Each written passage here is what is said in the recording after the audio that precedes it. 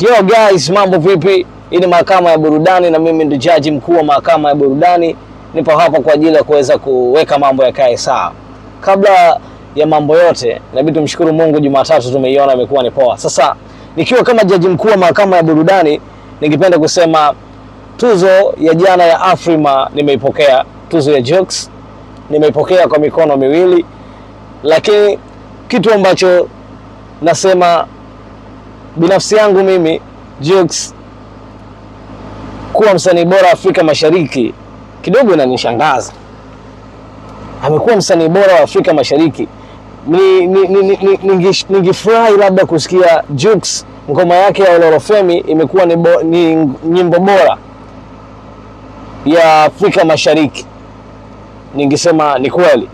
Jux kuwa msanii bora wa Afrika Mashariki, tukitazama matukio aliyotengeneza Jux mwaka jana, ni matukio mengi sana alibuni na mambo yake ya kifamilia, harusi, mara mtoto, mara sijui nini, ni huko. Lakini kwenye mziki hapana, kufanya vitu vingi sana kwenye mziki.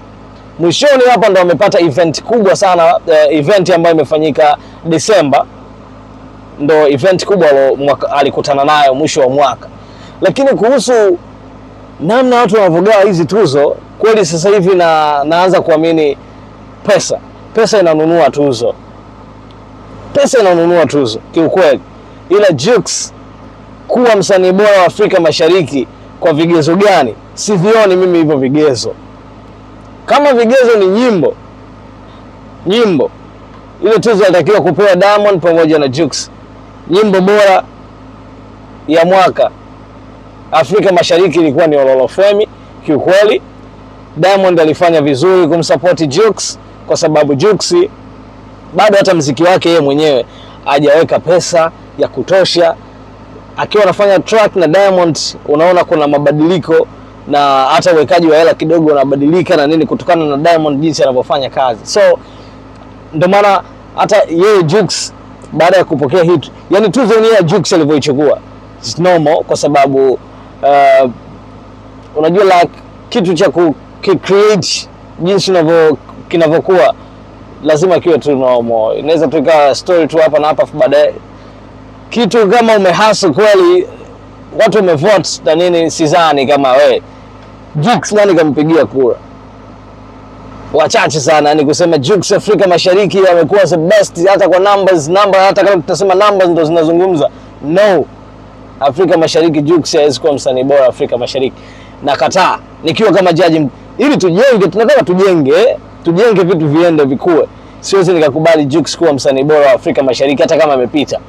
Hizi tuzo nao nishaona ni tuzo za mchongo tu, matuzo ya mchongo. Afrima ni kweli pesa ndo kila kitu, lakini kingine sishangae kwa sababu ya connection ambayo this time Jux anayo hapa katikati. Ndio ili ukue, nawaambia, ili ukue hataki kutumia nguvu ya pesa kwenye sehemu ambazo zinatakiwa kuonyesha matokeo ya kweli. Fanya mziki, investment ya kutosha, utakuwa. Lakini mkianza kutuletea huu ujanja, hapo ni kupoteza